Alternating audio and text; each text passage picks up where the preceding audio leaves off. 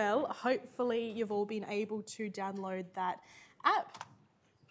So, welcome everyone. My name's Claire Whitley. I am with the Student Learning Support Service here at Flinders. And this session is going to give you a rundown on essential study skills for uni. It's very, very good to have you all here. I might just ask if the online attendees can hear me, and we can get a yes from them just to make sure sounds okay.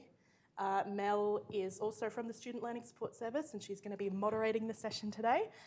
All good? Has anyone? No one said anything. Okay, well, if they can't hear me, then they wouldn't have said anything because they wouldn't be able to hear.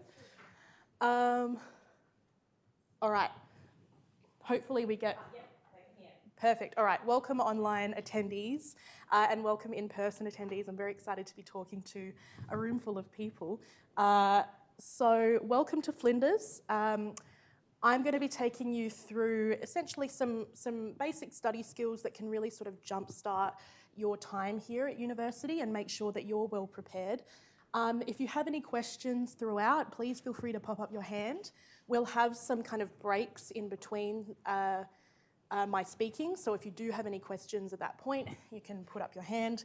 You can also go through the app if you'd prefer. If you're a little bit shy in front of crowds, that's fine too. But yeah, this is your time to kind of get to know our services, get to know Flinders and the study culture here, so please feel free to ask any questions you like at any time. This session is completely for you. So, just before we begin, I want to acknowledge that we're meeting here today on Kaurna land, and I want to pay my respects to their elders past, present and emerging, and acknowledge the very special relationship that they have with their land and country. And just another quick reminder that after this session, or even during this session, I think, you'll be able to access these slides on our flow page. So this is the Student Learning Support Service flow page. You will all be able to have access to these slides because you're all automatically enrolled into the Student Learning Support Service flow page. I'll take you through a little bit about what we do a little bit later, but as you can see, we've got a lot of study resources, we've got a lot of tips and tricks on how to make the most of your time here at uni and how to get the most out of your study. So we'll be coming back to that a little bit later. And this is where the poll comes in. So I would like to know from all of you, I know that there are many, many different ways that university can feel and how your university experience is shaped. So I want to know from all of you how you're feeling about starting university. So that poll should be live now.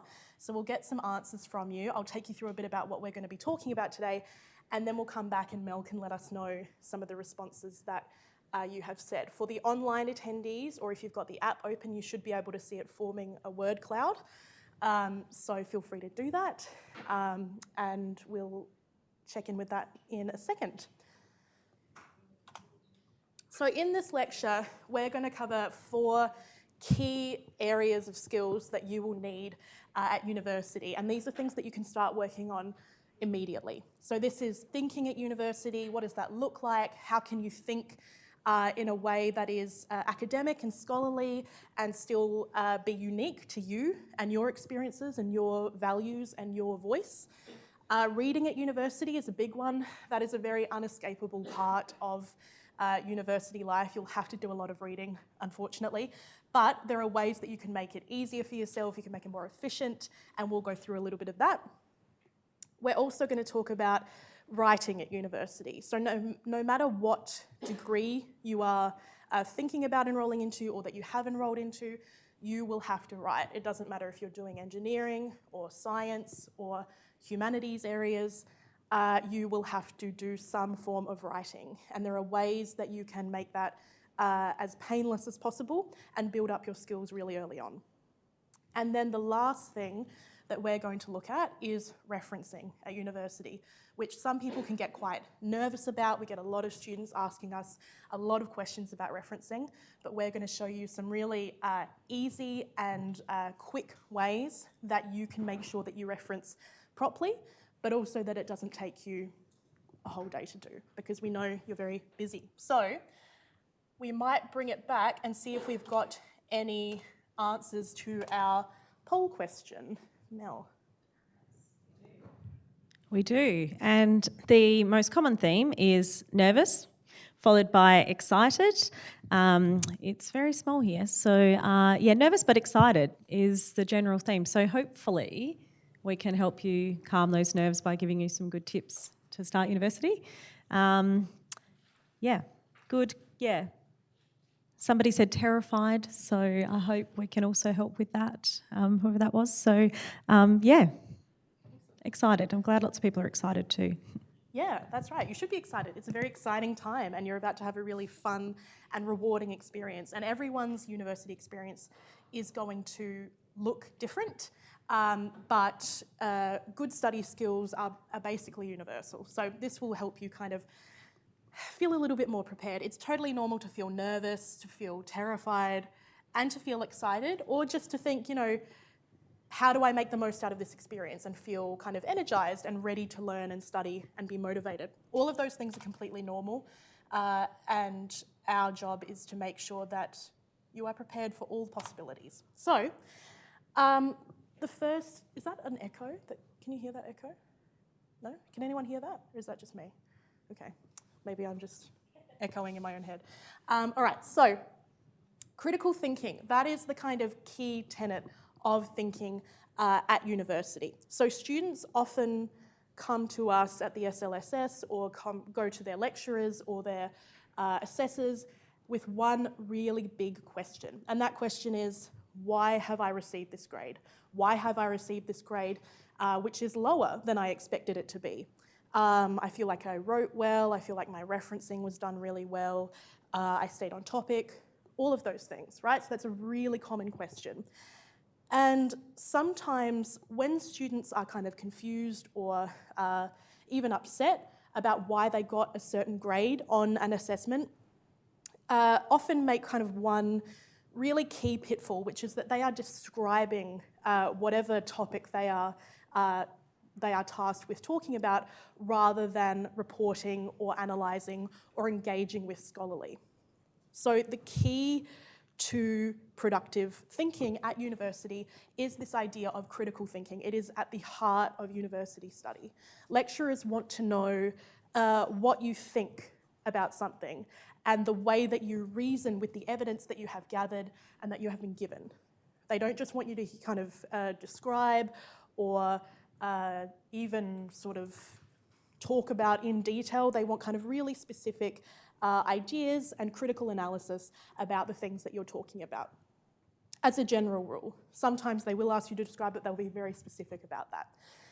So that is the key, and at the heart of university study is this idea of critical thinking, and it can be challenging. It's not something that kind of often feels particularly natural or something that feels particularly fun right off the bat, right? But essentially all critical thinking is staying conscious of our own thinking. And especially these days, I'm sure you're all asked to do that a lot more than you might have been 15 or 20 years ago. It's all about asking ourselves why we believe a particular thing, right? What has informed that belief? How have our values informed that belief? And what are the limitations of believing certain things over the other, right? So it's all about questioning always, why? Why do I believe this? Why does this person believe this? What are those limitations? What can be left out of that approach, right? So this helps you, this idea of critical thinking helps you in everyday life as well as in university. And it's a skill that you will continue to cultivate. You're always kind of learning and building upon this idea of critical thinking. And critical thinking is really big in creating arguments. So when we think about arguments, we all have been in an argument. If you've got a sibling, you've definitely been in an argument. You might be arguing with your parents or your friends or, even your colleagues. And, we have an idea of what that looks like. Yelling, squabbling, cold shoulders, tantrums. Politicians argue a lot, right? But in university, academic arguments are one of the ways that you can hone and develop your critical thinking skills. And academic arguments are very different to arguments that you have in your day-to-day life. So constructing an academic argument requires you to think about pros and cons, strengths and weaknesses of a particular idea or theory. It involves critiquing ideas and unpacking them. So do we agree with this idea? Do we disagree? What supports this idea? What doesn't? What complicates this idea? You need reasons and evidence to support all of these claims. So that is kind of the I guess, essential essence of what an academic argument looks like. So in practice, what does this actually look like? So at university, an academic argument is made up of two sort of key tenets. So the first is a claim. So you're making a claim or a conclusion about a particular thing. Then you have your justification, and this is where you put in your supporting premises, your reasoning, and your logical connectives. So making sure those two things or those two ideas connect logically. And then that is kind of what we talk about when we talk about an academic argument. So with that justification, we have to have evidence to support these premises. So that's where your research will come in, and we'll talk about that in a little while. That is kind of the key to, I guess, what an academic argument looks like at university. Just see. So when we're thinking about creating an academic argument, we can kind of think of it in terms of a court case, right? So think about, maybe you're a big CSI or Law and Order fan. You can think about an academic argument in the context of you're a lawyer, for example, and you are arguing that your client is innocent. And your claim is that your client couldn't have done that crime that they're being accused of, and your justification is that this is because they were at a completely different place at the time that the crime occurred. You might produce security footage of the shop that your client was at to support this. So therefore, you're kind of producing your evidence to support that justification, right? So that's a really kind of, I guess, real-world example of how you might use an academic argument in a real-world context. So you've made a claim, you've offered justification, and you've supported that justification with evidence. So in the same way, to see this in action, let's think about it in terms of an essay question, right? So say you're studying politics or even history or sociology, and there's an essay question and it says, higher education should be free for all in Australia. And then it says discuss, right? So that's a big kind of question to begin with. So we might start with the claim that free higher education encourages a more diverse student cohort. So that's our first claim. That can be our first argument, and that's why it should be free. So that's our claim. Our justification will be that this is because free education will allow access to populations that have traditionally been excluded by kind of traditional academic institutions for various reasons. So that's our justification.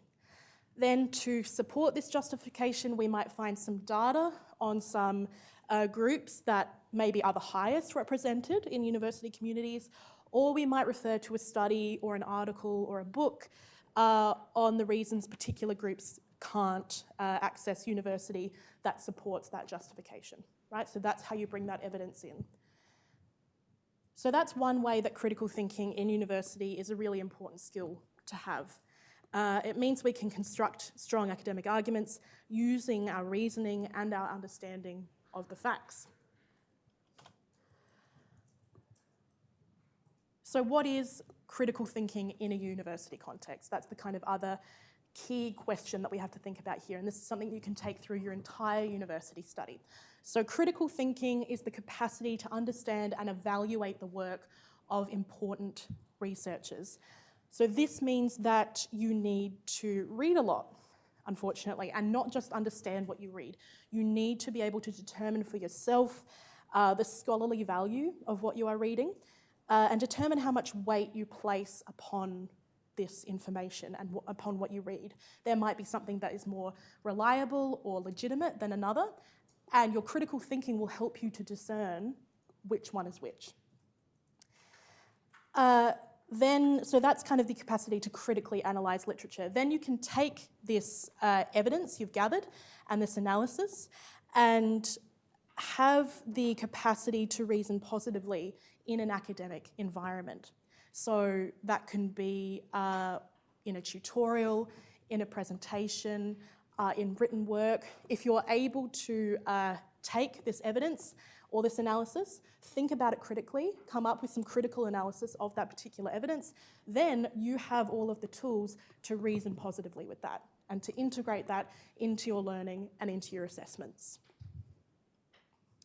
So the other thing to think about with critical thinking in university is that there are kind of two sides of the coin here. So the first is reading the work of others, which we've already talked about a little bit. So that means identifying and analysing arguments, figuring out what is strong, what is maybe not as strong, a little bit weaker, and evaluating the logic and the evidence contained in those arguments. Once you have done that, you'll then be able to assess those claims, those knowledge claims, to see how strong or weak or convincing they are.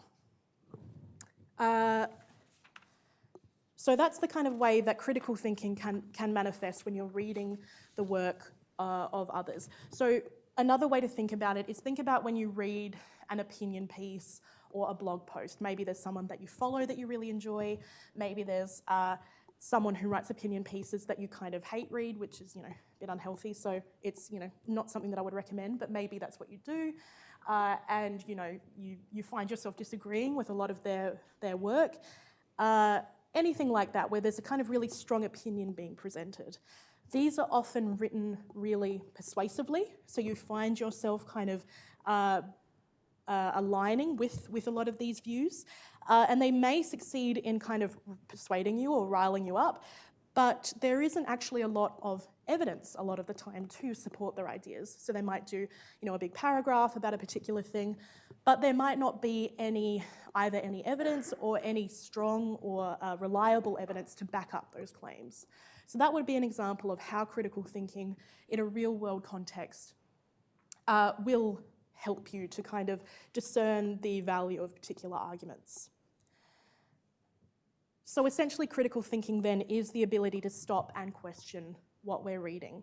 Is the author producing enough evidence to support what they're saying? And this is what your assessors will be thinking about when they read your work.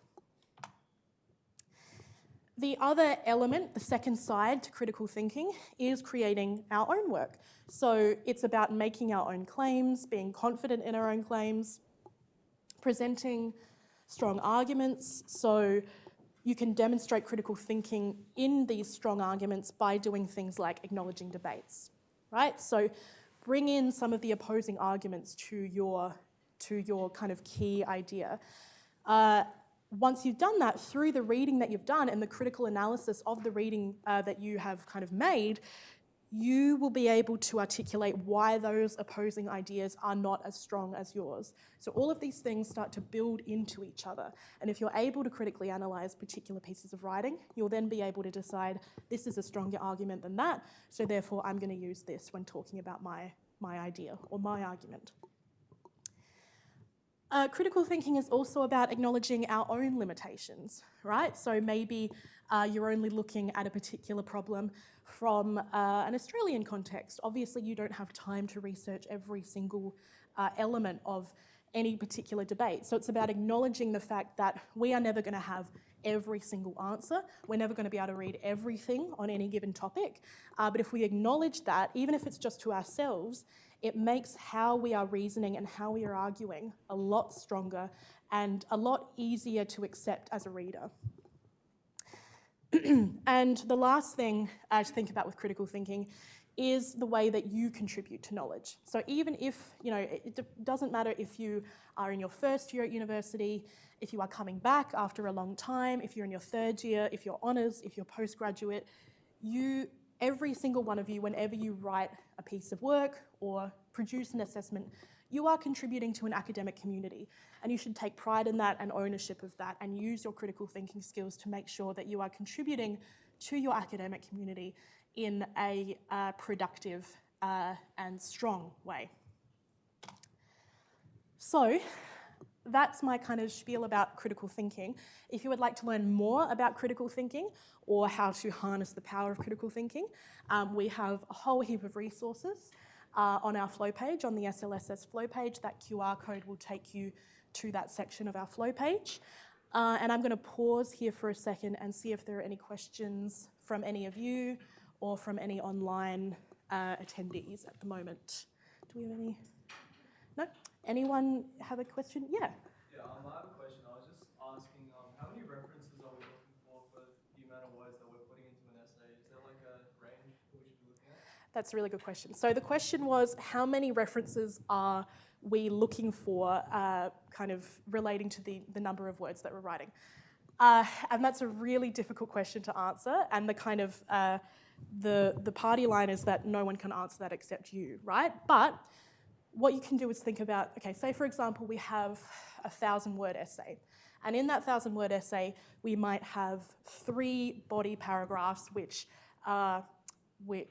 communicate an argument in each paragraph. So there'll be one idea per paragraph.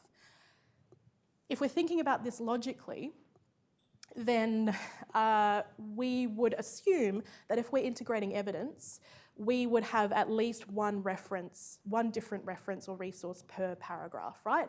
So that's 3 references right off the bat, or 3 resources, I should say.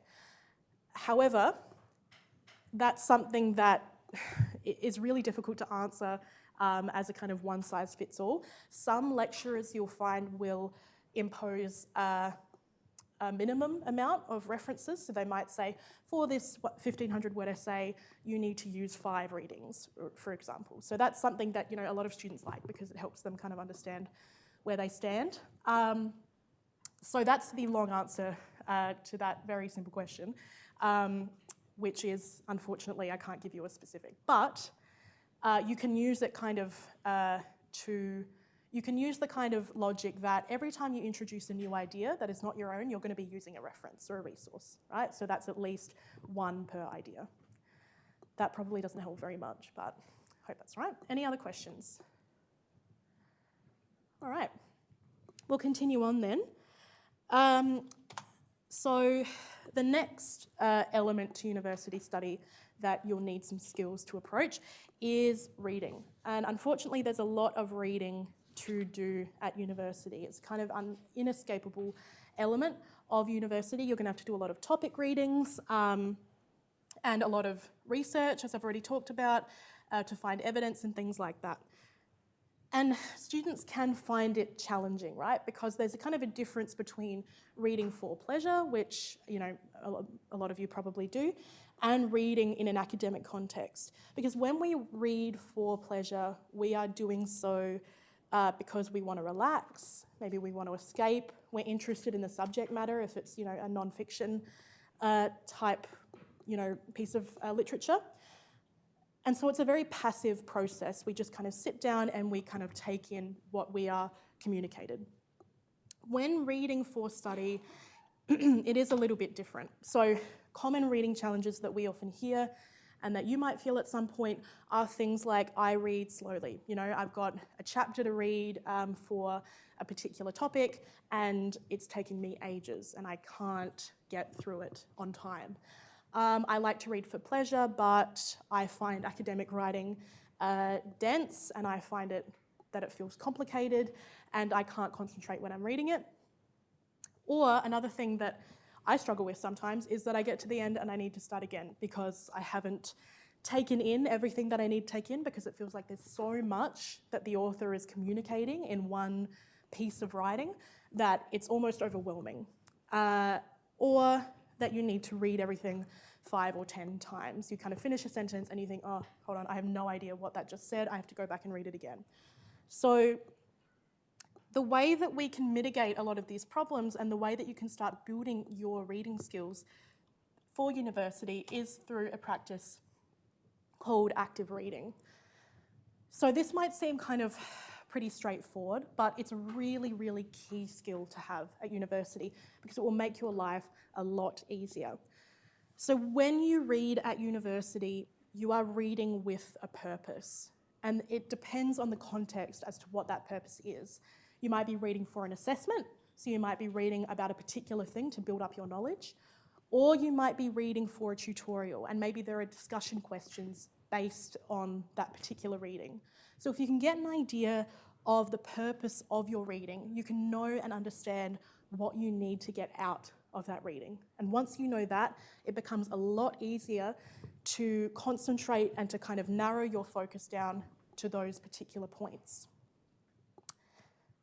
So if you are, for example, given questions that are used for tutorial discussion, use these questions while you're doing that reading. Write them down in front of you, and while you're reading, if you find something that aligns with one of those questions, note that down under that heading. So then you're starting to compile notes as you read. If you have a few different readings for the week, maybe there are some other assessments that you need to get done, but you know that a particular tutorial is going to be focused on a particular topic, read with that particular topic in mind. And also, the other kind of key thing with active reading is to think about what you already know.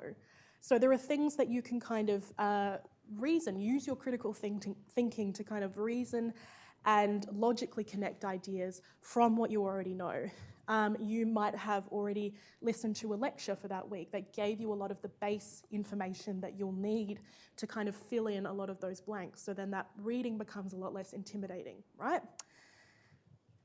And the other really key thing is if you achieve a milestone with your reading, reward yourself. And I know that sounds kind of played out and quite trite, but it's really important. Some people, if I have finished, maybe I need to finish a chapter of reading, I sit down and watch an episode of a TV show that I'm watching. Some people, enjoy wine or snacks. You might have a game that you really want to get to. You say, all right, I'm going to do an hour of reading and then I'm going to get to this game and that's going to be my reward. So think about those things because that can make it a lot less painful in the process. So one way that this can kind of look is a strategy that we find works really well for students. We get a lot of positive feedback on it, and that is called the 5-point reading plan. So you might end up with a big stack of readings for a particular assignment. And you might be really overwhelmed and you might be thinking, how am I going to get through all of this? Particularly if you've started it late, which, no judgment because we all do. What you need to do then is figure out which readings are going to be relevant and which ones you're going to need to read closely and which ones you might be able to kind of read in a little bit less depth, right? So the purpose of this 5-point reading plan is to allow you to do that. And you might be thinking, I've got about 20 books that I need to read. I don't want to be doing this 5-point reading plan for every single one of them. The purpose of the 5-point reading plan is that you don't have to do it for every single one. You can kind of use it as a step-by-step process to figure out whether or not you should keep reading the book that you're reading or read it in more depth, I should say. So the first step to this 5-point reading plan is predict. So that can mean things like, if it's a journal article and it has an abstract, if it's a book and it has a blurb, using things like that, title, abstract, contents even, and remembering your purpose for your reading. So if it's an assessment or a tutorial discussion, predict whether this book or reading will be relevant to you. That's the first step.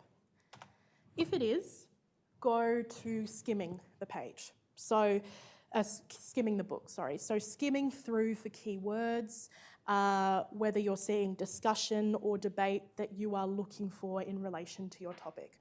So start having kind of a more distant look over some of the kind of key ideas or words that you need to be looking out for. If you've found some relevant things in your quick skim, then you can go on to scanning. And with scanning, what we want you to do is read the introduction and read the conclusion of that particular piece of writing. Look through, see if there are any subheadings. Read the first sentence of every paragraph to see what that paragraph is going to be talking about and see if that's relevant and see if that kind of leads you on to further information or discussion. So that's the next step. So if we see that these headings or this intro and conclusion or these topic sentences are relevant, this is where we'll probably spend a little bit more time and we'll start to analyse the writing closely. So by looking at the intros and the conclusions and the topic sentences, we can get a really, really good and strong idea of what this writing is going to be about. So if we can look at those things and we think, yep, that looks relevant, then we can use that time now to go in and have a much more comprehensive look and really read through all of the little bits and pieces of that particular piece of writing. And then while we're analysing this closely, we can note down key ideas and why they're relevant. So does this particular idea pertain to a particular part of your assessment question or a particular discussion question? And why and how? And the other thing I would say with noting, with reading, is to make sure that as you are noting, to write down some really quick referencing information as you are noting. It doesn't have to be perfectly stylistically correct, but there is nothing worse than getting to the night before your assessment is due and finding a really good piece of information and having no idea where you read it and having to scroll through all of your links and messy notes to try and figure out where that was. So the best thing you can do is, for example, when I read, I have a page with my notes and I'll put the kind of key referencing details up the top. And then after every idea or every quote that I note, I'll put the page number after it, just to make sure that if I need to go back and see it in a wider context or reference that particular quote, I can do so really, really quickly. So, other little questions to ask yourself. I won't read these all out, but these are some questions that you can ask yourself as you are reading. And these things will help you make sure that you stay on track with your reading and that you stay active and that you stay focused. So things like, what are the main arguments? Can you pick them out? What is the aim of the author? Can you pick out any particular issues or philosophies or ideas that may have influenced this author? And were the arguments supported by evidence? And is that evidence reliable, furthermore? So all of those sorts of things can help you figure out how much you can use of this particular piece of writing and how reliable it's going to be moving forward. And another learning more about reading slide and a QR code. If you would like any further information on that and you'd like to get it down now, that's your opportunity. And again, for questions, do we have any questions, Mel? We do. We have a really good question online, I think, that I'm not sure of the answer to, but hopefully Claire knows. So Diane has asked, are any readings ever made available as audio or is it always text? That's a really good question. In general, I don't believe there is a kind of set area where things are made available as audiobook, but it's certainly something to either bring up to your lecturer, specifically if it's something that is necessary as part of your learning. Bring that up to your lecturer or your topic coordinator because they may be able to find ways that you can access these things in an audio format. Otherwise, you can always have a chat to the librarians. There may be some audiobook formats of particular writing, but I couldn't say for sure in terms of all of them, but that is a really good question. But yeah, first point of contact, I would say contact your topic coordinator or your lecturer and also have a chat to the librarians at the library, obviously, and see if they've got any relevant audiobooks for you. Any others? Yeah, we've just had another one come through. So just asking, how do you check the reliability of information? That's a really good question. So once you've started to read a little bit, and we'll look at a little bit about how you can research to make sure that what you're looking at is kind of comprehensive and reliable. But the best way to figure out if something is reliable is to become familiar with your subject area. So you can start that process by doing kind of really broad, general research, you know, I mean, Google is not ever something you want to cite, but if you want to get a feel for what the research is or kind of who the key players are in that particular field of study, you can start with a really broad Google search. And once you sort of start to get familiar with your area, it becomes a lot easier to be able to analyse whether or not a particular piece of writing is using credible information or not. If you're unsure, what I would always do is ensure that that particular piece of writing is peer-reviewed. So when you search through the Flinders Library, which you can through Find It at Flinders, all of the writing, all of the journal articles and books, you can be kind of comfortable with the scholarly strength of those particular things. Other databases will often have policies which will make sure that all of their journal articles are peer-reviewed, which means that academics in that particular area, a number of them have read that article and sort of signed off and said, yep, I'm happy with the idea or the research being presented here. And get an idea of what databases or types of research portals you should avoid. So for example, Google Scholar, that doesn't require all of its writing to be peer-reviewed. So that means you have to do a little bit more digging to figure out whether or not that writing is reliable or not. So peer-reviewed is a really key one, and get a good idea of the research area, because then you'll be able to see if something looks a little bit strange or a little bit unusual, why that is. Any other questions online? Perfect. Cool, awesome. Yes? What is the process like for renting the library? Is it like a specific allocated time for tournaments and whatnot? Yeah, okay, yeah. So the question is, what is the process for renting a book at the library? It varies. So as far as borrowing books, the library is open all day, every day. It's staffed during the week, but you can borrow books through the self-checkout service, so that's all very easy to do. In terms of returning, it depends on the kind of book that you're taking out. So there'll be some books that you can keep for, and I've done this, weeks and weeks and weeks, because it'll just kind of keep rolling over. And then there are some books that either they're textbooks or they're a little bit more in demand, or they're a little bit more difficult to acquire, that will have a really strict 24 or 48 hour turnaround time, so you need to get it back in. So it really depends, but it's pretty clear when you go and borrow a book what the process will be there. And the librarians, if you're not sure, are really, really helpful. So I would always ask them if you're not sure, but yeah. Any other questions? Oh, awesome. So Daniel's asking, can textbooks be sent regionally for external students? Oh, that's a really good question. I'm not sure of the specifics for that. That might be a question for the library. Yeah.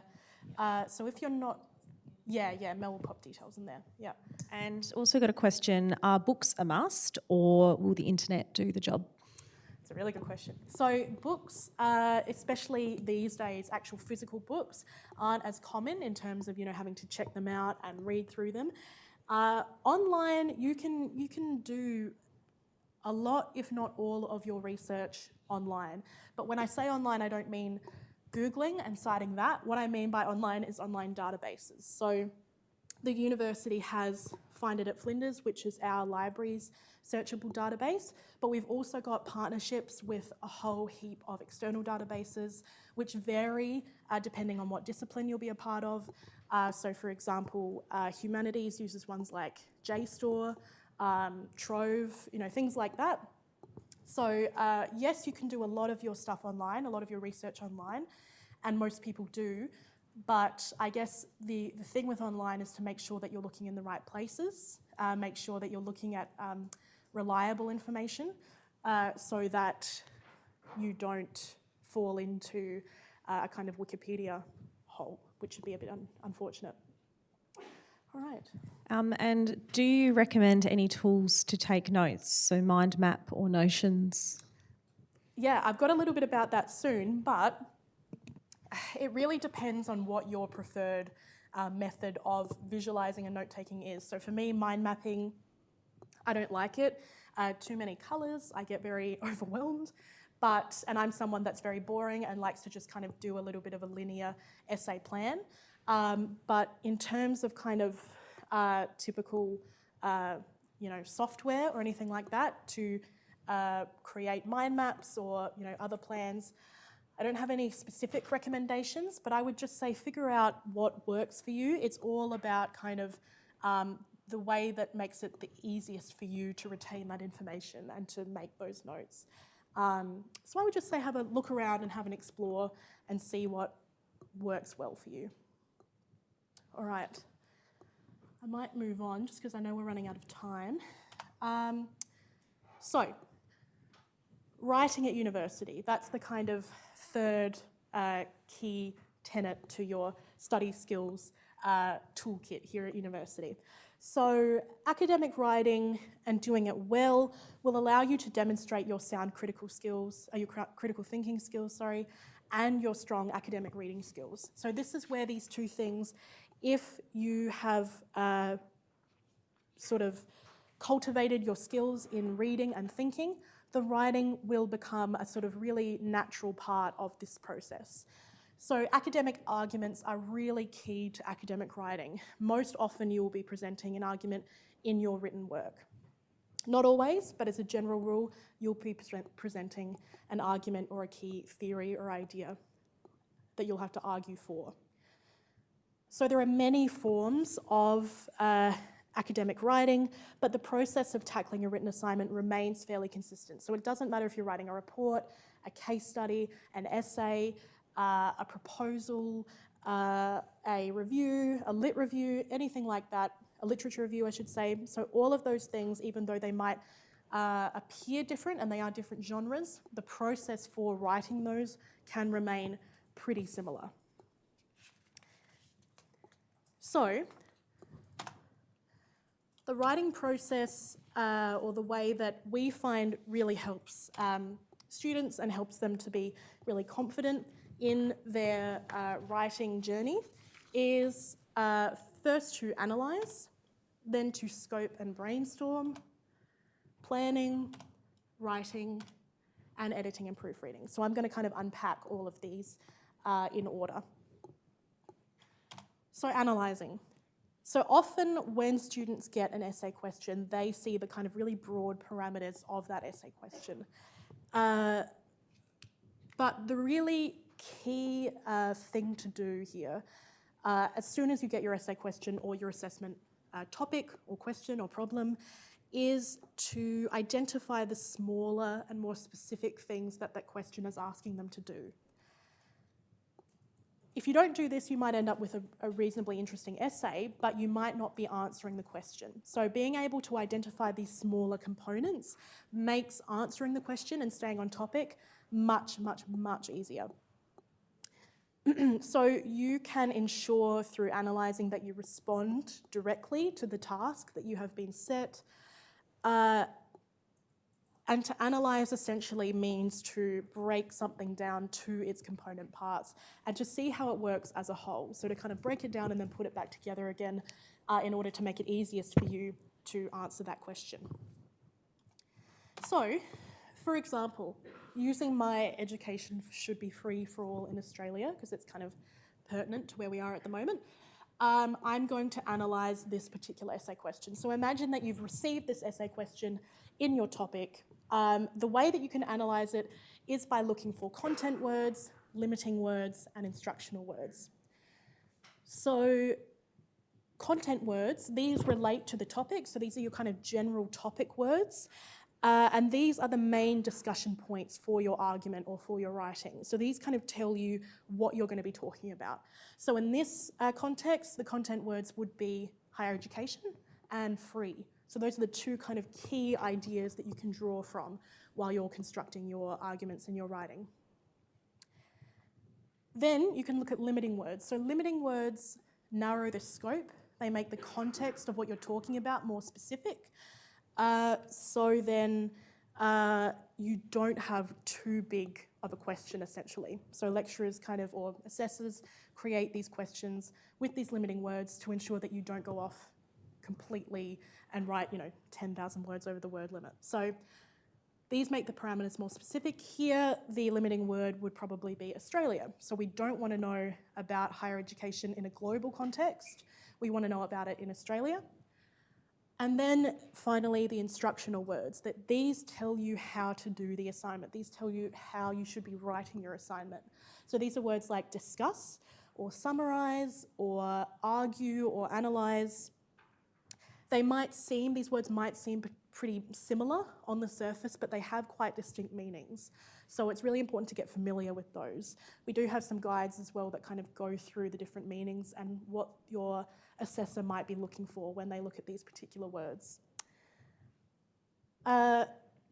So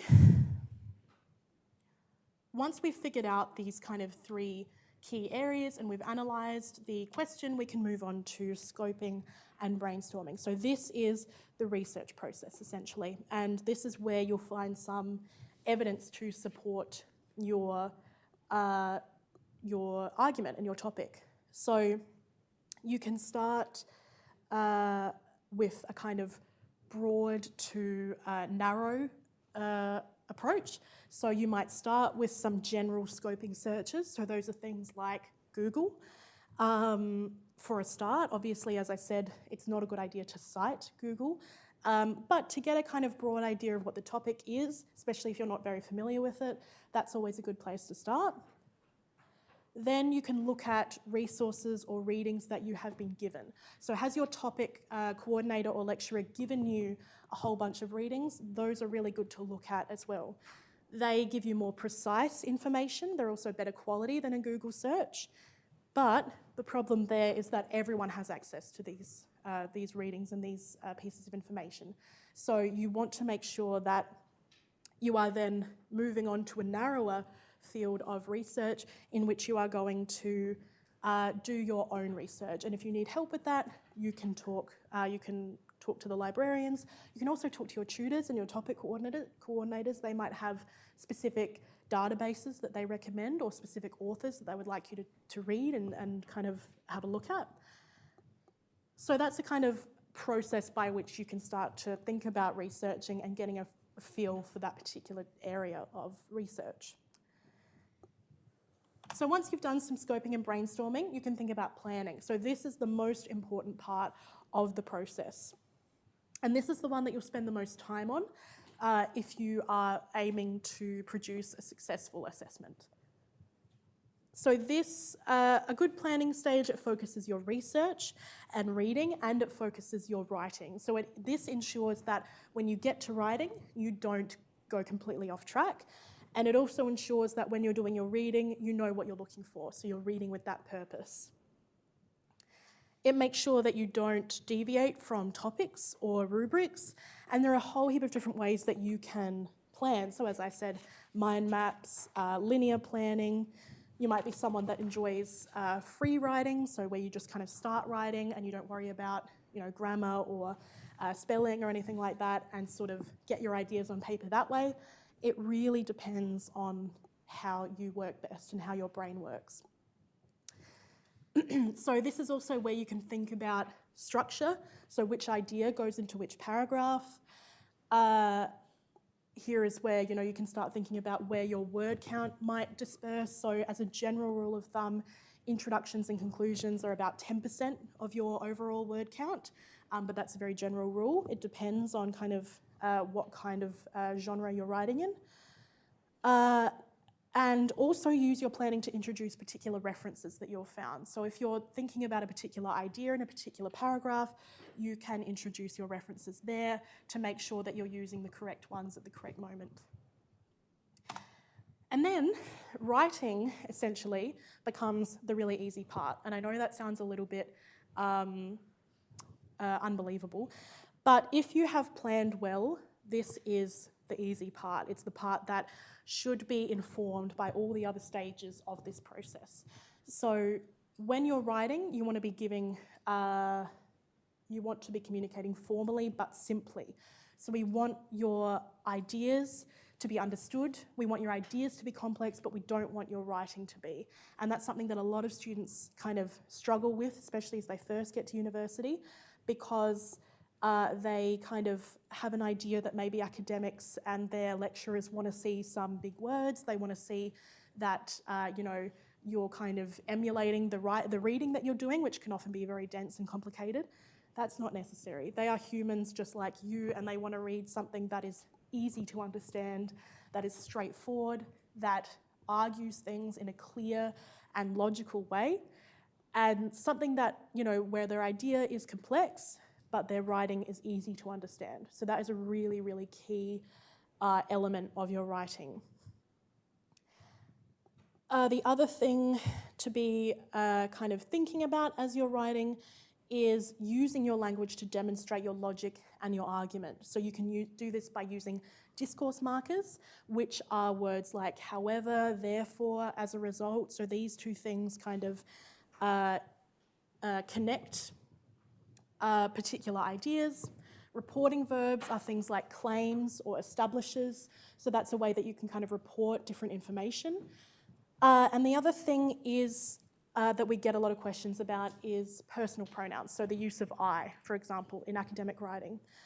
So the general rule of thumb, again, this is a general kind of rule, that I is okay for reflective writing, so when you're writing a kind of personal reflection, which you might have to do if you're in education or in nursing, for example, but other genres or forms of academic writing, it's the best idea to stay away from the use of I. And then, 8 minutes, no worries, almost done. Perfect, all right.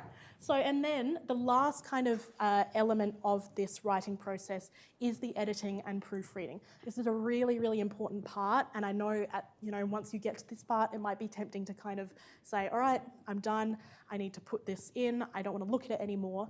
But I would encourage you to take a beat and really try and get some editing and proofreading in. So editing and proofreading are two kind of different but connected things. So editing is at the macro level. So that's making sure your content is accurate, that it's clear, that it makes sense. And then proofreading is at the micro level. So that's things like spelling, grammar, making sure that there are no typos, really, really important things like that. And those things are really important to do because they can make your essay a lot easier to understand.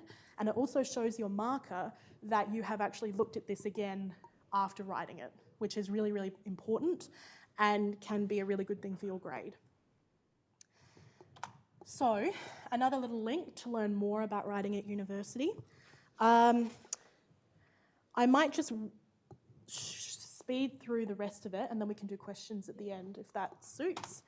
So, referencing at university, very important, obviously.